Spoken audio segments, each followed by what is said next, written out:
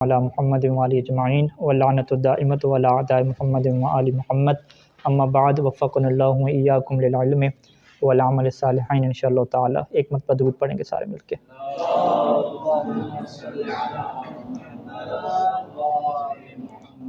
اچھا جی، یہاں پہ گفتگو ہماری چل رہی ہے کہ جب ہم نے اجتہاد کا معنی یہ بیان کیا کہ بھئی اجتہاد کا مطلب تو کیا ہے، حکم شرعی کے اوپر حجت کو تلاش کرنا، یا حکم شرعی کو جو ہے وہ اپنے مدارک کے مقررہ سے جو اس کے مدرک اور مصادر معین کر دیے گئے ہیں وہاں سے حکم شرعی کو نکالنا، استنباط کرنا۔ پھر یہ سوال اٹھا کہ بھئی ان مدارک میں آپ نے چوتھے نمبر پہ عقل رکھا ہوا ہے، تو لہٰذا آپ کی اس سے مراد کیا ہے جی کہ آپ جو ہے وہ قرآن اور سنت اور اجماع کو چھوڑ کے اپنی عقل سے بھی کیا دین بنانے لگ گئے ہیں۔ اور یہ الزام لگانے والا نہیں سوچتا کہ بھئی مکتب تشیع کے بچے کو اس بات کا پتہ ہے کہ اپنی عقل سے حلال اور حرام نہیں بنتے۔ اگر پتہ نہیں ہے تو کن کو نہیں پتہ جی؟ فقہاء کرام، علماء کرام اور مراجع اعظام کو اس بات کا جو ہے وہ نہیں پتہ۔ یہ ایسی سوچ ہے کہ جیسے تشیع کے خلاف یہ سوچ ڈالی گئی کہ ان کے ہاں جو ہے وہ کوئی حافظ قرآن نہیں ہوتے، یہ مجالس شام غریبہ میں اس طرح کے جو ہے وہ حرام کام کرتے ہیں اور ان سب کاموں کو یہ کیا سمجھتے ہیں؟ حلال بھی سمجھتے ہیں۔ تو یہ بالکل ایسی ہے کہ یعنی یہ لوگ ذرا بھی خوف خدا نہیں رکھتے کہ جب آپ یہ بات کہہ رہے ہیں کہ آپ لوگوں کو نہیں پتہ کہ بھئی عقل سے جو ہے وہ حکم شرعی اور حلال و حرام بنانا حرام ہے، اور ہمیں پتہ ہے کہ عقل سے جو ہے وہ حرام ہے اور آپ کو کیا نہیں پتہ۔ یہ ایک عجیب سی کیا بات ہے۔ اچھا، دلیل عقل سے کیا مراد ہے اور عقل سے کون سے حلال اور حرام کیا بنتے ہیں اور ثابت ہوتے ہیں؟ اس کی بحث جو ہے وہ اصول فقہ میں جلد جو ثانی ہے، جو مستقلات عقلیہ کی بحث ہے، جو وہاں پہ ہوتی ہے، اور اس بحث کا ہم نے فہرست آپ کے سامنے بیان کی تھی، اور اس کی موٹی موٹی مثالیں کہیں آپ کو یاد ہونی چاہیے۔ مزید دقت تو ظاہری بات ہے، اس کو حضوی طور پہ آپ پڑھیں گے تو پھر وہاں سے واضح ہوگی کہ موٹی موٹی بات کیا ہے کہ ایک ہوتا ہے عقل کا مستقل حکم کہ جس میں عقل نے قرآن اور سنت سے کوئی مدد نہیں لینی اور خود سے جو ہے وہ حلال اور حرام بنانا ہے۔ یہ پوری علم اصول فقہ میں اور ہماری فقہ میں فقط ایک مسئلہ ہے کہ جس میں عقل جو ہے وہ مستقل طور پہ حلال کا بھی درک کر لیتی ہے اور حرام کا بھی درک کر لیتی ہے۔ وہ مستقل مسئلہ کون سا ہے کہ عدل کرنا واجب ہے اور ظلم کرنا کیا ہے؟ حرام ہے۔ العدل حسن والظلم قبیح۔ اس سے ہٹ کے کوئی مسئلہ بھی عقل کے پلے کی بات نہیں ہے کہ وہ اس کو کیا ہے درک کر سکے، ٹھیک ہے۔ باقی رہ کے غیر مستقلات عقلیہ۔ غیر مستقلات عقلیہ کے 6 یا 7 کیا مسائل ہیں، اس میں بھی ہم کیا ہے قرآن اور حدیث کی کیا ٹوٹل مدد لیتے ہیں، اور ہم یہ کہتے ہیں کہ جب اللہ تعالیٰ نے حج کو واجب قرار دیا اور کوئی ایسی آیت نازل نہیں کی کہ جس میں یہ لکھا ہو کہ سفر کے لوازمات کو اکٹھا کرنا، پاسپورٹ بنانا، ویزے لگوانا، یہ چیزیں واجب ہیں، کوئی ایک روایت اور آیت نہیں ہے۔ تو اگر کوئی فقیہ آج کہہ دیتا ہے کہ بھی حج کے لیے پاسپورٹ بنوانا اور ویزا لگوانا اور جہاز پہ سفر کرنا یہ واجب ہے، سیدھا واجب کہہ دے، تو آپ اس کے اوپر فتویٰ نہیں لگا دیں کہ بھئی یہ تو کس حدیث میں لکھا ہوا ہے، ٹھیک ہے، قرآن میں اور حدیث میں کہاں پہ لکھا ہوا ہے؟ معصوم کے زمانے میں کیا کوئی ٹرینیں تھیں؟ کیا کوئی گاڑیاں تھیں؟ کیا کوئی جہاز تھے؟ کیا کوئی ویزے لگتے تھے جو آپ نے یہ سارے واجبات نکال لیے؟ اس کا مطلب آپ قیاس کرتے ہو، آپ دین اپنے عقل سے بنا رہے ہو، ٹھیک ہے۔ تو وہ کیا کہے گا؟ وہ کہے گا بھئی یہ ہماری عقل کہتی ہے کہ شریعت جس کام کو واجب قرار دے، اور اگر وہ کام آپ سے نہیں ہو سکتا جب تک کہ اس کے کچھ آپ مقدمات طے نہیں کریں گے، تو جس اللہ نے اس چیز کو واجب قرار دیا ہے وہ اس کے تمام مقدمات کو بھی واجب قرار دے گا۔ ان دو چیزوں میں عقل جو ہے وہ بڑا لازمے کو درک کرتی ہے کہ دونوں چیزیں آپس میں گہری جڑی ہوئی ہیں۔ لہٰذا اللہ کو ہر زمانے میں فرشتہ بھیج کے لکیر کے فقیر کی طرح آپ کو سمجھانے کی ضرورت نہیں ہے کہ ابھی جی آپ کے لیے جہاز پہ بیٹھنا واجب ہو چکا ہے، ذی الحج کا ٹائم آ چکا ہے، آپ ہفتہ پہلے وہاں پہ چلے جائیں، نہیں تو آپ حج پہ نہیں پہنچ سکیں گے، واجب ترک کر دیں گے۔ یہ چیزیں بتانے کی ضرورت نہیں ہے۔ یہ کیا ہے؟ ملازمہ عقلی قائم ہے۔ کس کے درمیان ملازمہ عقلی قائم ہے؟ حج کو واجب قرار دینے کے درمیان اور جہاز کے اوپر بیٹھنے کے درمیان۔ تو پس وہ اللہ جو حج کو واجب قرار دے رہا ہے وہی اللہ کیا ہے کیا نام ہے جہاز کے اوپر سفر کرنے کو بھی کیا واجب قرار دے رہا ہے حج کی خاطر۔ اگرچہ وہ نہ بھی کہے کہ کوئی سی حدیث میں نہ بھی ہو، ہماری عقل 100% اس بات کو کیا درک کر لیتی ہے کہ ایسا کہا ہے۔ اگر ایسا نہ کہے تو پھر حج ہی رہ جائے گا۔ تو اب آپ بتائیں کہ جو فقہاء یہ کہتے ہیں کہ سفر کرنا واجب ہے حج کے لیے، تو کیا یہ جو ہے وہ حرام کام کر رہے ہیں؟ کوئی حرام کام نہیں ہے۔ آپ بھی سفر کو واجب کہتے ہیں حج کے لیے، کوئی بھی یہ نہیں کہتا کہ جی حج فقط واجب ہے نا، حج تو وہی 9-10 ذی الحج کو اپنے ٹائم پہ ہوگا، 9-10 ذی الحج آ گئی، حج پہ کوئی گیا نہیں ہے، وہ کہ حج تو رہ گیا، ٹھیک ہے، ہم کے بھی خود نہیں گئے، سفر کرنا واجب تھا کیوں نہیں گئے اس کے اوپر؟ اسی طریقے سے جو ہے وہ ایک بحث وہاں پہ کیا آتی ہے، اجزاء کی بحث آتی ہے کہ جب آپ ایک دفعہ نماز پڑھ لیتے ہیں تو اب وہ نماز دوسری دفعہ آپ کے اوپر واجب نہیں رہتی، ٹھیک ہے. تو اگر کوئی کہے کہ بھئی نماز کو دوسری دفعہ پڑھنا جب واجب نہیں ہے، اگر دوسری دفعہ پڑھے گا نیت کیا کرے گا، میں ڈبل نماز پڑھ لوں، اللہ نے سنگل کی تکلیف دی ہے، انسان ڈبل کر کے پڑھے گا تو یہ حرام کام ہو جائے گا نا. یعنی دین کیا ہے، انسان خود سے بنانے لگ گیا. تو اگر انسان یہ کہے کہ نماز ایک دفعہ پڑھنے سے ادا ہو جاتی ہے، کافی ہے، دوبارہ پڑھنا واجب نہیں رہتا، یہ جو اس نے حکم لگایا کہ لا یجب الصلاۃ مرۃ اخری، احتیاطاً الگ چیز ہے، اس نے صحیح نماز پڑھی، دوبارہ ویسے پڑھنا چاہتا ہے، اپنی طرف سے کہہ دے تو عقل کہتے نہیں بھی ایک دفعہ جب امتثال ہو گیا تو دوبارہ کی کیا ضرورت نہیں ہے، مجزی ہے. تو یہ جو عقل نے حکم لگایا مجزی ہونے کا، یہ کس روایت میں لکھا ہوا ہے؟ کہیں پہ نہیں لکھا ہوا، عقل نے یہ اس چیز کو نکالا ہے. تو کیا آپ اس کو نہیں مانتے؟ اگر نہیں مانتے تو پھر نماز فجر پڑھتے رہو بھیا، ٹھیک ہے. تو ساری عقلی وہ چیزیں مانتے ہیں. تو یہ جو دو چیزوں کے درمیان ملازمے ہوتے ہیں، عقل یہ بحث کرتی ہے کہ بھی اگر شریعت یہ حکم دے گی تو اس کا جو ملازمہ بنتا ہے یا یہ ثابت ہوگا یا نہیں ہوگا. فرض کریں کہ اگر شریعت نے جو ہے وہ کسی چیز سے روکا ہے، کسی عقد سے روکا ہے، تو کیا عقل یہ حکم لگاتی ہے کہ جب شریعت کسی چیز سے نہیں کرتی ہے تو اب وہ معاملہ فاسد ہو جائے گا، اس سے جو پیسہ کمائیں گے وہ بھی حرام ہو جائے گا؟ کیا ان دونوں کا آپس میں ملازمہ بنتا ہے نہیں بنتا؟ اگر عقل 100% اس میں تو یہ تک پہنچ جاتی ہے کہ ہاں بھی شریعت اگر اس چیز کو منع کر رہی ہے تو اس کی کمائی کو بھی کیا حرام قرار دے رہی ہوگی، ٹھیک ہے، پہنچ جاتی ہے، تو وہ عقل کا کیا حکم ہے؟ ملازمے کا حکم ہے. اور ملازمے کے حکم تک جب عقل یقینی طور پہ پہنچ جاتی ہے تو پھر یقین کے پیچھے رہ کیا جاتا ہے؟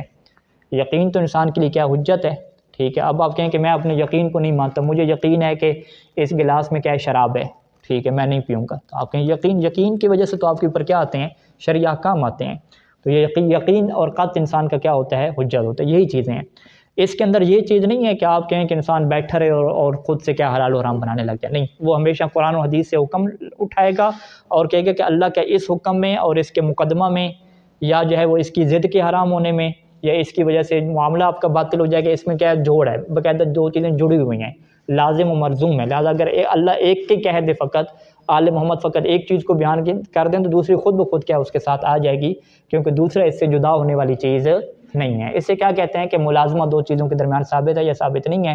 اس کو آپ مزید دقت سے پڑھیں، حل کریں حوزے میں، اور دیکھیں کہ فقہا کس نظریے کی طرف گئے. مثلا شیخ مظفر علیہ الرحمہ وہ اس نظریے کی طرف گئے ہیں کہ بھی اگر عقل یہ سمجھتی ہے کہ سفر کرنا واجب ہے تو شریعت کی طرف سے واجب ہمیں کہنے کی ضرورت ہی نہیں ہے، بلکہ اگر ہم کہتے ہیں کہ شارع نے بھی واجب کہا تو یہ لاغو ہو جائے گا.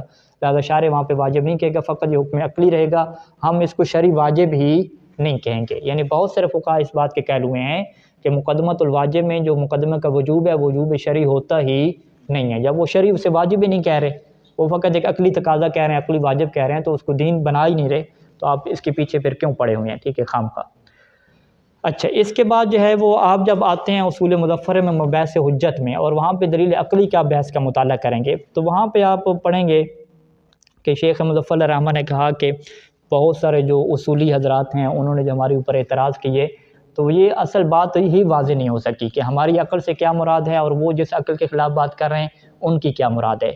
یعنی یہ پورا مطالعہ کریں گے تو نتیجہ یہی نکلے گا کہ فیصلہ ہی نہیں ہو سکا، اور اصولی جو حضرات ہیں وہ اپنے اس موقف کو سمجھا نہیں سکے ان کو، یا انہوں نے کیا سمجھنے کی زحمت ہی نہیں کی کہ یہ ان کی جی عقل سے کیا مراد ہے. بس ایک دوسرے کے اوپر کیا فتوے لگانے کے لیے تیار بیٹھ گئے ہیں کہ یہ لوگ تو جو ہے وہ قرآن اور حدیث کے یہ خلاف آ گئے اور عقل سے کیا استنباط کرنے لگے ہیں. اچھا جی، ایک اور بات یہاں پہ شیخ مظفر الرحمٰن نے لکھی کہ ایک اعتراض یہ بھی اٹھایا جاتا ہے کہ جی قرآن، سنت اور اجماع، اور ہم عقل رکھتے ہیں. اہل سنت کیا رکھتے ہیں؟ قرآن، سنت، اجماع، اور اس کی جگہ پہ عقل کو چھوڑ کے وہ کیا رکھ لیتے ہیں؟ قیاس رکھ لیتے ہیں. یعنی عقل کو وہ ریپلیسمنٹ کرتے ہیں قیاس کے ساتھ. انہوں نے کہا یہ اہل سنت کی جو اصول کی کتابیں ہیں ان کو نہ پڑھنے کا نتیجہ ہے. وہ بھی عقل کو الگ رکھتے ہیں اور قیاس کو وہ پلس کیا کرتے ہیں؟ ایڈ کرتے ہیں. یہ نہیں ہے کہ وہ ریپلیسمنٹ کرتے ہیں، جس کو ہم عقل کہتے تھے اسی کی جگہ پہ وہ کیا رکھ دیتے ہیں؟ جو ہے وہ قیاس رکھ دیتے ہیں. ایسی بھی کیا بات نہیں. اور یہاں پہ انہوں نے نیچے حاشیے بھی کیا حوالے وغیرہ بھی دیے ہیں. ٹھیک ہے جی، یہ ساری چیزیں ایسے ہو گئیں، اور ہم اس کو مزید آگے وہ پوری ہسٹری لے کر آئے ہیں. شیخ مفید سے شروع ہوئے ہیں، شیخ طوسی جو علماء، اصولی علماء تھے، کہ انہوں نے تو عقل کا ذکر نہیں کیا. پھر عقل کب سے جو ہے اس کا ذکر شروع ہوا اور اس سے کیا مراد تھی، اور وہاں پہ استصحاب بھی اس سے مراد لیا جاتا تھا، برات بھی اس سے مراد لی جاتی تھی. یہ بہت ساری چیزیں کیا وہاں پہ لکھی ساری چیزیں. اچھا جی، پھر یہاں پہ جو آخری ہم بات یہاں پہ کر دیں کہ ہاں، یہ وبسبب، ٹھیک ہے یہاں پہ یہ شروع کی، وبسبب عدم وضوح المقصود من الدلیل العقلی، ٹھیک ہے جی، کیونکہ دلیل عقلی کا مقصود کیا ہے یہ واضح نہ ہو سکا کہ دلیل عقلی سے مراد کیا ہے، دلیل عقلی سے ہماری کیا مراد ہے اور ان کی کیا مراد ہے۔ تو انہا، ٹھیک ہے، انہا انہوں نے کیا لکھا ہے کہ اقبل الاخباریون بالامت علیہ السلام، حملہ کر دینا، انہا کا کیا مطلب حملہ کر دینا، انہا الاخباریون بالائمۃ علی الاصولیین، کہ وہ جو اخباری ہیں جو اپنے آپ کو ائمہ علیہ السلام سے تمسک کہتے ہیں کہ ہم تو محمد والے محمد کی والے ہیں اور آپ لوگ کیا ہے قیاس والے ہیں، انہوں نے اصولیوں کے اوپر کیا حملہ کیا شروع کر دیا۔ اس کا سبب کیا بنا؟ سبب یہی بنا کہ دلیل عقلی کا کیا مقصود کیا ہے، اس کا مطلب کیا ہے، یہ واضح نہ ہونے کی وجہ سے یہ ساری پرابلم کیا ہے کریٹ ہوئی ہے، ٹھیک ہے۔ اس کو ہم کیا کہہ سکتے ہیں کہ اخباری اور اصولیوں کو جو ہمارا نزاع ہے وہ نزاع لفظی ہے، کہ ایک دوسرے کے لیے جو ہے وہ ان کے اپنے جو نظریات ہیں وہ کلیئر واضح نہیں ہو رہے کہ ان کی کیا مراد ہے اور ان کی کیا مراد ہے، تو یہ مقصود واضح نہ ہونے کی وجہ سے کیا ہوتے ہیں اشکالات کیا ہوتے ہیں۔ اچھا، دلیل عقل سے کیا مراد ہے جی، اس کے اوپر بھی علماء اصولیوں کے مختلف کیا کلمات ہیں۔ مثلا کچھ نے کہا کہ برات اصلیہ جو ہے نا یہ دلیل عقل ہے۔ برات اصلیہ کیا مطلب؟ کسی چیز کا حکم شرعی اگر ہمیں نہیں ملتا قرآن اور حدیث میں تو وہ چیز ہمارے لیے کیا ہوگی جی، حلال ہوگی۔ اب برات اصلی کے اوپر کیا دلائل ہیں؟ قرآن مجید سے اور روایات سے دلائل قائم کیے گئے ہیں۔ مثلا قرآن مجید نے یہ کہا کہ ہم اس وقت تک عذاب نہیں دیتے جب تک ان کے پاس کیا ہے پیغام دینے والا رسول نہ بھیج دیں، ٹھیک ہے۔ تو لہٰذا اللہ کی یہ سیرت رہے گی کہ اگر اللہ نے پہنچایا نہیں ہے کسی چیز کو ہم تک، یا وہ چیز ہم تک پہنچی نہیں ہے، تو اللہ خام کا عذاب نہیں دیتا، یہ اس کے عدل کے خلاف ہو جائے گا۔ یا اسی طریقے سے پیغمبر اسلام کی مشہور حدیث کیا ہے کہ میری امت سے 9 چیزیں اٹھا لی گئیں، ان میں سے ایک چیز کیا ہے، رفع عن امتی ما لا یعلمون، کہ جس کا وہ علم نہیں رکھتے۔ یہ ساری بحث کیا ہوتی ہے؟ برات کی بحث میں آپ علم اصول فقہ میں پڑھتے ہیں کہ برات کے اوپر کیا کیا ہمارے پاس کیا دلائل ہیں، تو وہ برات کو کیا کہتے ہیں؟ دلیل عقل کہتے ہیں۔ کہ اسی وجہ سے آپ پوچھیں یہ سگریٹ حلال ہے یا حرام ہے، معصوم کے زمانے میں سگریٹ تھا نہیں تھا، تو وہاں پہ کیا جاری کرتے ہیں؟ برات جاری کرتے ہیں۔ وہ کہتے ہیں اگر اس سے کوئی انسان کی موت واقع نہیں ہو رہی، کوئی گردے وغیرہ خراب نہیں ہو رہے، تو وہ یہ کام کیا ہو جائے گا؟ حلال ہو جائے گا، ٹھیک ہے۔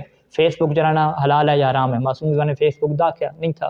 سائیکل چلانا، سپیکر پہ اذان دینا، جتنے جدید مسائل آپ کے آ جائیں گے، میڈیکل کے مسائل آ جائیں گے، اکثر جگہ پہ کیا چلتی ہے؟ برات چلتی ہے، کہ جب آپ کو اس کا حکم شرعی نہیں مل پاتا کسی جگہ سے تو فقہا کیا کہتے ہیں کہ یہ چیز کیا آپ کے لیے حلال ہے۔ ہم اپنی طرف سے تو حرام نہیں کہہ سکتے، اہل بیت نے ہمیں یہ قانون دیا ہے کہ ہر چیز تمہارے لیے حلال ہوتی ہے جب تک ہم اس کے حرام ہونے کو بیان نہ کرتے ہیں، یہ برات اصلی ہے۔ اسی طریقے سے اس سے صحاب ہے، ٹھیک ہے، کچھ لحن خطاب، فحوہ خطاب، دلیل خطاب، یہ بھی روایات کے کیا سمجھنے کے طرز ہیں سارے، تو یہ کیا کچھ کی بحث ہے۔ اچھا جی، یہ ساری بحث یہاں پہ آ جائیں، اور ٹھیک ہے، یہ سارے انہوں نے ساری بحث اسی کی ہے کہ بھئی خلط ملط ہو گئی، اصل کیا مقصود ہی واضح نہیں کر سکے علماء اصولیین۔ اچھا جی، اذا عرفت ما شرحناہ ہوا ان العقل النظری یقطع باللازم، کہ عقل نظری جو ہے وہ لازم کا حکم لگا دیتی ہے۔ لازم کیا مطلب؟ حکم شرعی، کہ جب اللہ ذیل مقدمہ کا حکم دے گا، حج کا حکم دے گا، تو عقل کیا کہتی ہے کہ اس کے ساتھ جو چیزیں جڑی ہوئی ہیں مقدمات، یقیناً وہ بھی کیا ہے شریعت میں وہ چیزیں بھی کیا واجب ہو جائیں گی۔ عقل جب قطعی طور پہ اس چیز کا حکم لگا دیتی ہے تو پھر اس کی حجیت پہ سوال ہی پیدا نہیں ہوتا۔ آپ کہیں گے بھئی اب یہ کیسے حجت ہے؟ ٹھیک ہے کہ بھئی جب عقل واضح طور پہ 100% قطعی طور پہ یہ اس بات کا ادراک کر رہی ہے کہ بھئی یہ چیز جب آئے گی تو اس کے مقدمے کے بغیر یہ چیز نہیں ہو سکتی، تو جب اللہ اس چیز کو واجب قرار دے رہا ہے تو آپ کو کہنا پڑے گا کہ بھئی اس کے جو مقدمات ہیں وہ بھی اللہ کہاں کیا ہوں گے؟ واجب ہوں گے۔ جب عقل قطعی طور پہ اس چیز کو سمجھ رہی ہے، یقینی طور پہ سمجھ رہی ہے، پھر آپ کہیں گے نہیں نہیں نہیں نہیں یہ تو عقلی حکم ہم اس کو نہیں مانتے، یہ کوئی بات بنتی نہیں ہے۔ آپ کو یہاں پہ عقل کی بات کو کیا ماننا پڑے گا، اور یہی چیز ہے، اسی کو ہم کیا کہتے ہیں؟ حجیت عقل کہتے ہیں، کہ عقل کا جو یقینی حکم ہوتا ہے 100%، یہاں کوئی ظن کی بات تو نہیں ہو رہی، یعنی کوئی بندہ یہ سوچ سکتا ہے کہ ہاں بھئی حج جو ہے نا وہ جہاز کے اوپر موقوف نہیں ہے، جانے کے اوپر، سفر کے اوپر ڈیپینڈ ہی نہیں کرتا حج کرنا، کوئی بھی اس چیز کو نہیں سوچ سکتا۔ یہ سارے کہتے ہیں کہ 100% بھئی اتھینٹک بات ہے، سفر کے بغیر آپ حج کیا ہے نہیں کر سکتے، ٹھیک ہے، سفر تو کرنا پڑے گا، کوئی جن پریاں تو نہیں ہیں سارے لوگ کہ سفر کے بغیر ہی کیا حج کر سکیں، جن کو سفر کرنا پڑتا ہے ان کے سفر کرنا پڑے گا۔ تو لہٰذا یہ قطعی اور یقینی چیز ہے، جو چیز یقینی طور پہ عقل درک کر رہے پھر وہ حجت ہوتی ہے۔ حجت کیا مطلب؟ کہ قیامت کے دن سوال ہوگا کہ بھئی آپ کو یہ عقل یقینی طور پہ بات کہہ رہی تھی، آپ نے کیوں نہیں اس کی اطاعت کی؟ اور وہاں پہ الکافی کا وہی باب آئے گا کہ عقل سے جو ہے وہ سوال و جواب ہوگا، عقل کوئی شریعت کا امر نہیں کرتی اور اسی کے اوپر کیا انسان کو ملے گی، جزا و سزا ملے گی۔ جب عقل واضح طور پہ کہہ رہی ہے کہ یہ چیز اللہ کا حکم ہے، تو یہاں پہ شیخ مظفر علیہ رحمہ کہتے ہیں کہ وَهَلْ تَثْبُتُ الشَّرِيعَةُ إِلَّا بِالْعَقْلِ، کیا شریعت عقل کے ذریعے سے ثابت نہیں ہوئی؟ وَهَلْ يَثْبُتُ التَّوْحِيدُ وَالنُّبُوَّةُ إِلَّا بِالْعَقْلِ، کیا توحید اور نبوت عقل کے ذریعے سے ثابت نہیں ہوئی؟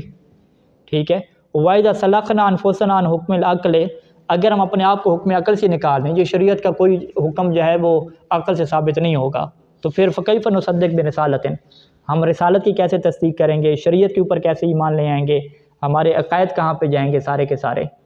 ٹھیک ہے، یہ چیزیں کہاں پہ جائیں گی؟ اس کی ہم کیا مثال دیتے ہیں کہ اللہ کا ایک ہونا، اللہ کا وجود، اللہ کی اطاعت، یہ ساری چیزیں عقل کے اوپر کھڑی ہوئی ہیں، نہ کہ یہ قرآن و حدیث کے اوپر کھڑی ہوئی ہیں۔ قرآن و حدیث کی جو آیت ہے اللہ کی اطاعت کرنے والی یا لا الہ الا اللہ کو ایک بتانے والی، اس آیت کی اطاعت کہاں پہ ہے؟ وہ بھی عقل کی وجہ سے ہے۔ اگر عقل کو آپ بیس نہیں بناتے تو پھر یہ چیزیں کہاں لے کر جائیں گے؟ ٹھیک ہے، تو ان تشکیک فی حکم العقل صفصفۃ لیس وراء صفصفۃ، یعنی حکم عقل کے اندر تشکیک کرنا کہ جی عقل کی کوئی بات ماننی نہیں ہے چاہے 100% یقینی ہو، یہ ایک صفصفہ ہے، ایک وہم خیال ہے کہ اس کے پیچھے کوئی بیوقوفی کی بات کیا ہے، نہیں ہے۔ ٹھیک ہے، اچھا یہ بات ہوگی، یہ اس کو ہم نے پہلے بھی کیا ذکر کر دیا تھا۔ ایک اور یہاں پہ روایت ہے، اچھا یہ وَأَمَّا مَا وَرَدَ عَنْ أَهْلِ الْبَيْتِ عَلَيْهِمُ السَّلَامُ مِنْ نَحْوِ قَوْلِهِمْ إِنَّ دِينَ اللَّهِ لَا يُصَابُ بِالْعُقُولِ، کہ اللہ کے دین کو جو ہے وہ عقل سے آپ نہیں حاصل کر سکتے۔ ٹھیک ہے، ہم کہتے ہیں یہ آپ نے ایک روایت دیکھی نا، اس کے مقابلے میں بھی روایات ہیں، وہ مقابلہ روایات اس دن کتاب العقل سے ہم نے پیش کی تھی کہ ہر چیز کی جو ابتدا ہے وہ عقل سے ہے، اور دین کی جو بنیاد ہے، خالق کی جو معرفت ہے، اس کی اطاعت کا واجب ہونا، یہ ساری کس کے اوپر کھڑا ہے؟ عقل کے اوپر کھڑا ہے۔ کتاب العقل کی 36 روایات اور 35-36 اس کے مقابلے میں آپ لیں ہیں۔ یہاں پہ ایک روایت یہ ذکر کرتے ہیں کہ فقد ورد فی قبال مثل قولہم، اس روایت کے مقابلے میں بھی ارشادات ہیں اہل بیت علیہ السلام کے۔ مثال کے طور پہ یہ قول کہ ان للہ علی الناس حجتین، کہ اللہ کی طرف سے جو ہے وہ بندے کے اوپر دو حجتیں ہیں، ایک حجت ظاہری ہے اور ایک کیا حجت باطنی ہے۔ حجت ظاہری وہی اہل بیت علیہ السلام، انبیاء اور رسل، ہمارے کیا حجت اللہ علی الخلق جنہیں ہم کہتے ہیں۔ فاما الظاہرہ فالرسل والانبیاء والائمہ علیہم السلام، واما الباطنہ فالعقول، حجت باطنی کو عقل کو رکھا یا نہیں رکھا؟ اب آپ کہنے نہیں عقل حجت ہی نہیں ہے، ہم کہیں گے عقل حجت نہیں ہے تو اہل بیت علیہ السلام اسے کیوں حجت کہہ رہے ہیں؟ ٹھیک ہے، اچھا عقل کو اہل بیت علیہ السلام حجت بھی کہہ رہے ہیں اور ادھر کہہ رہے ہیں کہ نہیں جی عقل سے دین کو آپ درک ہی نہیں کر سکتے، تو یہ کیسی حجت ہے کہ ادھر سے منع کر دیا کہ عقل سے دین کو درک نہیں کر سکتے؟ تو کیا آپ اہل بیت کے کلام میں کیا کہیں گے کہ بھئی یہ تو کھلا تضاد ہے اہل بیت کی باتوں میں، الیاذ باللہ ایسی بات کریں گے کہ ان کی باتوں میں اختلاف پایا جاتا ہے، یا آپ مطلب نہیں سمجھ رہے دو باتوں کا؟ تو دو باتوں کا کیا مطلب نہیں سمجھ رہے؟ اس تعارض کو آپ کیسے ختم کریں گے؟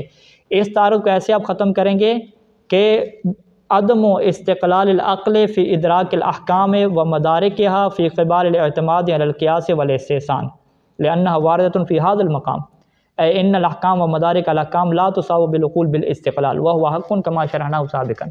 اس کا مطلب کیا ہے کہ شریعت کے جو احکام ہیں اور احکام بتانے کے جو مدرک ہے کہ کہاں سے ہم نے حکم شرعی بنانا ہے، اس کو آپ جو ہے وہ قیاس وغیرہ پہ اعتماد کر کے، استحسان پہ اعتماد کر کے نہیں بنا سکتے۔ اس کے لیے آپ کو اہل بیت کے در کی طرف جانا پڑے گا، اپنی عقل سے آپ حلال و حرام کیا نہیں بنا سکتے۔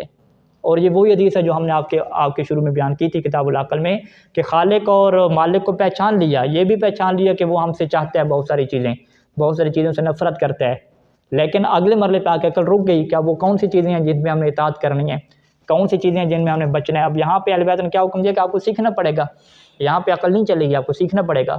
تو یہ روایت بھی یہی بیان کر رہی ہے کہ اللہ کا دین عقل سے نہیں ثابت ہوتا، یعنی اللہ کے دین کے حلال اور حرام جو احکام ہیں وہ کیا عقل سے ثابت نہیں ہوتے۔ تو ہم اصولی لوگ بھی اس چیز کو مانتے ہیں کہ حلال اور حرام تو عقل سے ثابت نہیں ہوتے۔ ٹھیک ہے، کیا ہم اس چیز کے انکاری ہیں؟ ہم قیاس کے قائل ہو گئے ہیں، استحسان کے قائل ہو گئے ہیں۔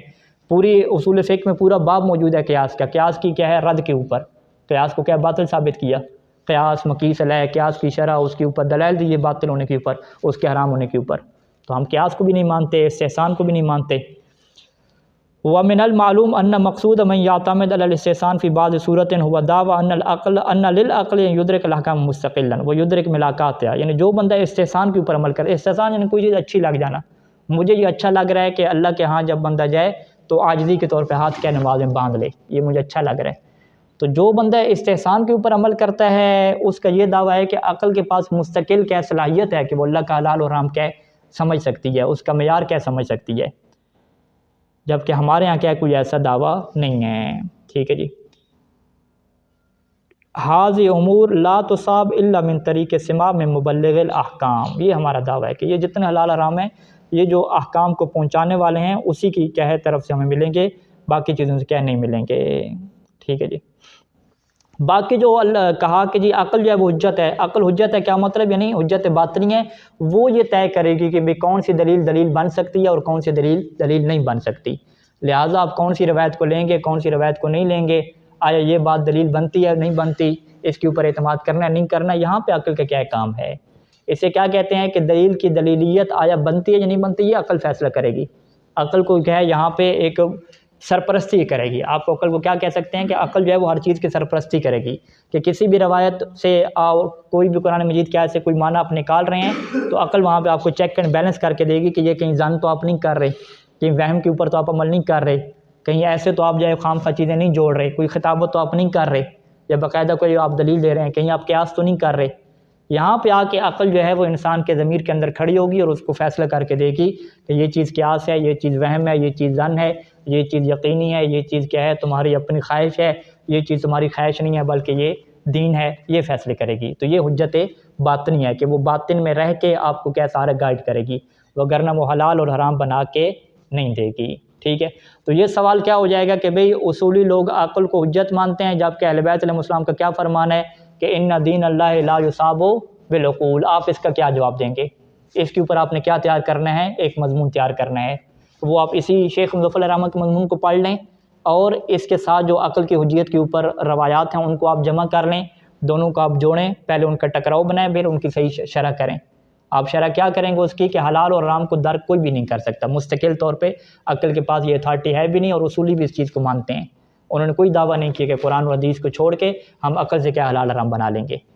پھر اس کا کیا مطلب ہے کہ دین کو درک نہیں کر سکتے؟ یہی مطلب ہے، حلال حرام کو درک نہیں کر سکتے. پھر حجت کا کیا مطلب ہے جب حجت قرار دیا؟ حجت کا یہی مطلب ہے کہ توحید کی دعوت، نبوت کی، اور کون سی چیز دلیل بن سکتی ہے نہیں بن سکتی، کون سی چیز وہم ہے، کون سی چیز ظن ہے، کس سے بچنا ہے، قیاس سے کیسے بچنا ہے، اس کے اوپر عقل کیا کرے گی؟ رہنمائی کرے گی. تو یہ خلاصہ ہے، اس کو آپ کیسے مرتب کرتے ہیں روایات کے انداز میں، یہ پھر آپ لوگوں کے کیا ہے اپنی ذہنی معیار کے اوپر چیز کیا کرتی ہے، ڈیپینڈ کرتی ہے. ایک مرتبہ درود پڑھ لیں سارے مل کے.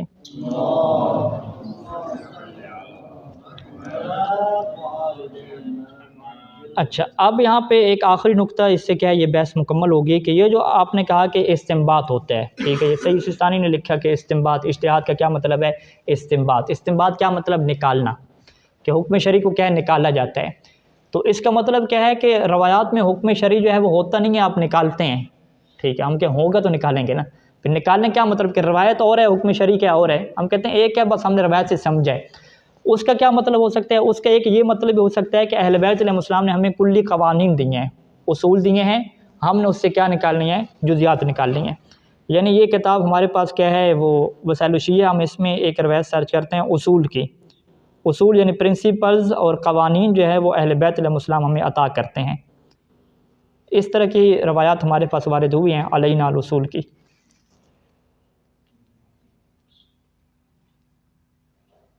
ٹھیک ہے، یہ روایت ہے. انما علینا، یہ چھٹے امام سے ہے کہ ان نلقی الیکم الاصول وعلیکم ان تفرعوا، کہ ہمارے اوپر کیا واجب ہے کہ ہم تمہاری طرف اصول القاء کریں گے. اصول یعنی کلی قواعد. علیکم، تمہاری ذمہ داری کیا ہے کہ ان تفرعوا، تم ان سے کیا ہے فریات اور جزیات نکالو. اب باقاعدہ ہمارے ہاں علم اصول فقہ میں اصول عملیہ کی بحث ہوتی ہے کہ وہ کون سے اصول عملیہ اہل بیت علیہ السلام نے دیے ہیں کہ اگر قیامت تک کوئی بھی ہمیں جدید مسئلہ پیش آ جائے اور اس کے مطابق ہمیں قرآن اور حدیث میں کچھ نہ ملے تو ہم نے وہاں پہ کیا کرنا ہے. اہل بیت نے وہاں پہ قانون دیے ہیں. مثلا ایک قانون کیا دیا؟ استصحاب کا قانون دیا. ایک قانون کیا دیا جی؟ برات کا قانون دیا. ایک قانون کیا ہے؟ احتیاط کا قانون دیا. تو ہم اس کے مطابق کیا چلتے ہیں. یا ایک قانون کیا دیا؟ تخییر کا کیا قانون دیا. ٹھیک ہے، تخییر کا قانون ہے، برات کا قانون ہے، استصحاب کا قانون ہے. جتنے قیامت تک جدید مسائل آ رہے ہیں وہ انہی چیزوں کے ذریعے سے طے ہو رہے ہیں، کیونکہ صادق علیہ محمد نے فرما دیا کہ ہر چیز لکیر اور فقیر کے طرح دینا ہمارے لیے ضروری نہیں ہے تمہیں، ہم تمہیں کیا اصول اور پرنسپل دے رہے ہیں.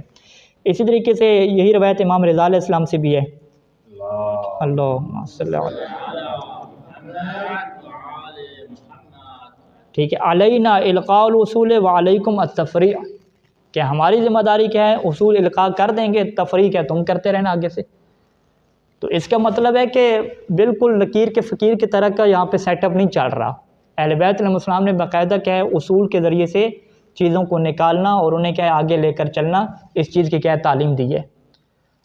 اور باقاعدہ ہمارے فقہا نے ایک کتابوں کے اندر اس چیز کو مرتب کیا ہے کہ اہل بیت علیہ السلام کے جو اپنے شاگرد ہوتے تھے، زرارہ جیسے شاگرد، فضل بن شاذان جیسے دیگر، ان کو باقاعدہ اس طریقے کی تعلیم بھی دی ہے کہ تم قرآن کی آیات سے جو ہے وہ کیسے چیزوں کو نکالو، باقاعدہ پریکٹیکل بھی کیا ان سے کروایا ہے، بلکہ زرارہ نے خود امام سے پوچھا اور پریکٹیکل بھی کیا ان سے کروایا ہے۔ اس کے لیے میں آپ کو ایک کتاب کی طرف رہنمائی دے دیتا ہوں تاکہ یہاں پہ یہ ہمارا موضوع کلوز ہو جائے۔ ہاں، یہ شیخ جعفر سبحانی صاحب کی کتاب ہے، اس کا یہ تاریخ الفقہ الاسلامی و ادوارہ، انہوں نے سنیوں کی فقہ کی بھی تاریخ لکھی ہے اور شیعوں کی فقہ کی بھی کیا تاریخ لکھی ہے کہ یہ کہاں سے چلی اور کیسے چلی۔ ٹھیک ہے جی، اس کی آپ فہرست میں چلیں یا آخر پہ، یہاں پہ اخباریوں کی باقاعدہ تحریک کب سے چلی، کیوں چلی، کون سی ان کو غلط فہمیاں ہو گئیں، فقہا ہمارے کون سے رہے پہلی صدی میں، دوسری صدی میں، یہ ہاں مدرسۃ اہل حدیث، مدرسۃ الاجتہاد، یہ ہاں یہ یہاں سے شروع ہوتا ہے، یعنی تقریباً یہ 110 صفحے تک جو ہے وہ سنیوں کی فقہ کی تاریخ ہے، 110 صفحے کے بعد جو ہے وہ ادوار الفقہ شیعی، یہاں سے کیا شروع ہوتا ہے۔ ہمارے نبی صلی اللہ علیہ وسلم پہلے مرجع بنتے ہیں، ٹھیک ہے، وہ کہتے ہیں پہلا مرجع کون ہے، تو ہمارے پہلے جو مرجع ہیں جن کی طرف ڈائریکٹ رجوع ہوتا تھا وہ اللہ کے کیا نبی تھے، اس کے بعد پھر اطرت اہل بیت علیہ السلام تھی، ٹھیک ہے، پھر اس کے بعد امام صادق رم باقر کا زمانہ آیا، پھر لوگوں نے جو ہے وہ ائمہ علیہ السلام سے فتوے کیا لینا شروع کیے، یہ ساری کیا تاریخ ہے۔ اور اس کے اندر ایک انہوں نے عنوان باندھا یہ والا، ٹھیک ہے، تدریب السائل للاجتہاد، کہ سوال کرنے والے کو پریکٹس کروایا اجتہاد کی، اجتہاد کون سا، استنباط کی، تو اسے یہ سکھایا ہے کہ تم نے قرآن مجید کی آیات سے کیسے جو ہے وہ تم نے شریعت کے احکام نکالنے ہیں، قرآن مجید کی آیات اور روایات سے۔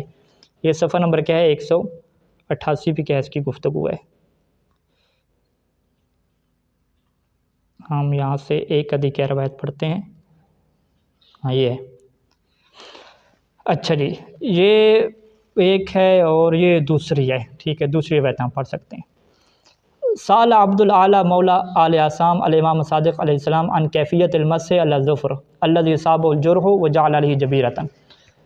اچھا، یہ عبد العالی کیا سوال کرتا ہے کہ جی میں اس ناخن پہ کیسے مسح کروں کہ جس کو جو ہے وہ زخم لگ گیا ہے اور اس کے اوپر کیا پٹی بندھی ہوئی ہے، ٹھیک ہے، اب اس کا کیا کیا جائے، ٹھیک ہے، پٹی کے اوپر مسح کروں یا اتار کے مسح کروں، کیسے کروں، پاؤں کو یعنی ناخن ہے، پاؤں کو لگی ٹھوکر، اس کے اوپر کوئی چیز باندھی ہوئی ہے ساری، کیسے مسح کروں۔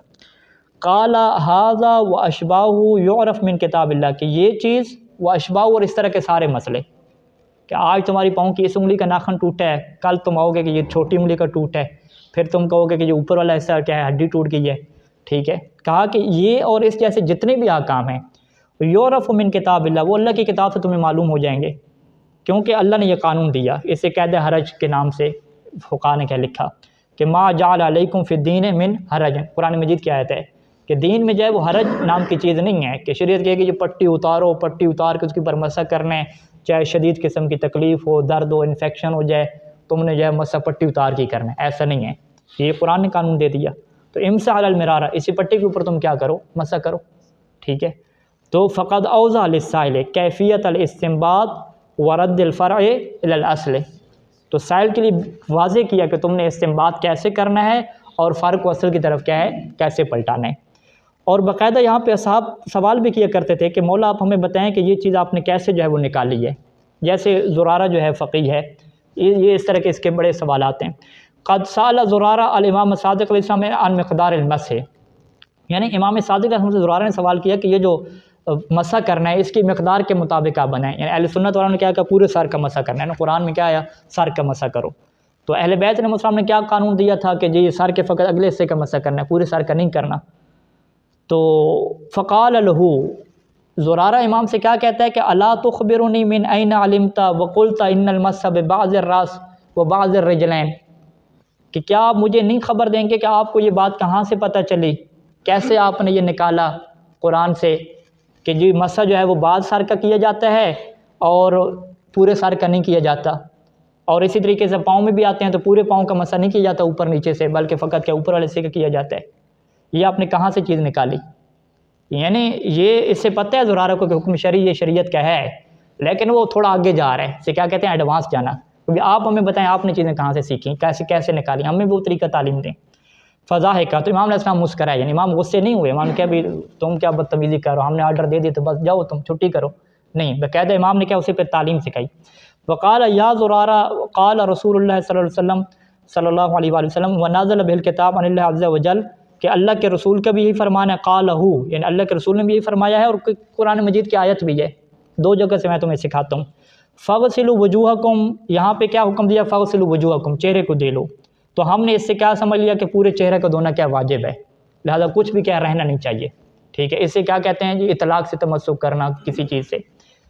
اچھا، ایدیکم الی المرافق، مرافق کا کیا حکم دیا کہ اپنے ہاتھوں کو مرافق تک دھونا ہے، یعنی فواصل یدین الی المرافق بالوجہ، فعرفنا، پس ہم نے جان لیا کہ ان کو کیا ہے مرفقین تک دھونا ہے۔ ثم فصل بین الکلام، پھر کیا درمیان میں فاصل آیا، کہا کہ ومسوا برؤوسکم، یہاں سے ہم نے جان لیا کہ برؤوسکم سے مراد کیا ہے؟ بعض الراس ہے، بعض راس کیوں ہے؟ لمکان البا، کیونکہ یہاں پہ کیا ہے؟ لفظ با لگا ہوا ہے، جبکہ فغسلوا وجوہکم میں اور ایدیکم میں با نہیں لگا ہوا، جبکہ یہاں پہ کیا لگا ہوا ہے جی؟ لفظ با لگا ہوا ہے، تو لہٰذا جو ہے وہ زرارہ کو تعلیم دی کہ یہاں پہ چونکہ لفظ با آ گیا ہے، با جو ہے وہ تبعیض کے لیے بھی استعمال ہوتا ہے، یہاں پہ تبعیض کا ایک معنی ہوگا اور کوئی معنی ہو نہیں سکتا، زیادہ آپ خام کا بنائیں گے نہیں، تو لہٰذا یہاں سے یہ ہو جائے گا، یعنی باقاعدہ یہاں پہ کیا استدلال سکھایا۔ اسی طریقے سے جو ہے وہ آگے بھی بہت ساری روایات شیخ جعفر سبحانی صاحب نے جو ہے وہ لکھی ہیں، خدا ان کی حفاظت فرمائے، کہ باقاعدہ جو ہے وہ اہل بیت علیہ السلام نے تعلیم دی کہ تم نے کیسے چیزوں کو جو ہے وہ نکالنا ہے، تو لہٰذا ہم جو ہے وہ اس بیس کے اوپر نہیں بیٹھے ہوئے کہ لکیر کے فقیر کی طرح جی اہل بیت علیہ السلام ایک ایک چیز کہہ سکھا دیں گے، نہیں، اسی وجہ سے ہمارا یہ دعویٰ ہے کہ قیامت تک کوئی بھی شرعی مسئلہ پیش آ جائے، جدید فقہی مسائل جو بھی آپ لیں، میڈیکل کا، سفر کا، جہاز کا، ٹرین میں نماز پڑھنے کا، جو بھی لیں، اس کے اصول اور ضوابط قرآن مجید میں اور اہل بیت کے کلام میں موجود ہیں، لیکن اس کے لیے یہ دقت ہونی چاہیے کہ لفظ با کا پتہ ہو کہ لفظ با کے کتنے معنی ہوتے ہیں، ٹھیک ہے، لفظ لام کا پتہ ہو، حسر کا کیا معنی پتہ ہو، یہ چیزیں جب انسان کو پتہ ہوں گی تو وہاں سے انسان کیا ہے شرعی حکم آرام سے کیا ہے نکال لے گا، اور اسی چیز کو ہم کیا کہتے ہیں؟ استنباط کہتے ہیں، اور اسی چیز کو ہم اجتہاد کہتے ہیں، اور یہ پھر ہر کسی کے بس کی بات نہیں ہوتی، اس کے بس کی بات ہوتی ہے کہ جو باقاعدہ تحقیق کی چیزوں کو جانتا ہے، کلام عرب کو جانتا ہے، یہ چھوٹی چھوٹی باریکیوں کو جانتا ہے، اس کی بات ہوتی ہے، جو ترجموں پہ ڈیپینڈ کرنے والے لوگ ہوتے ہیں ان کے یہ ضمن میں چیز نہیں آتی۔ وصلی اللہ علی محمد وآلہ اجمعین۔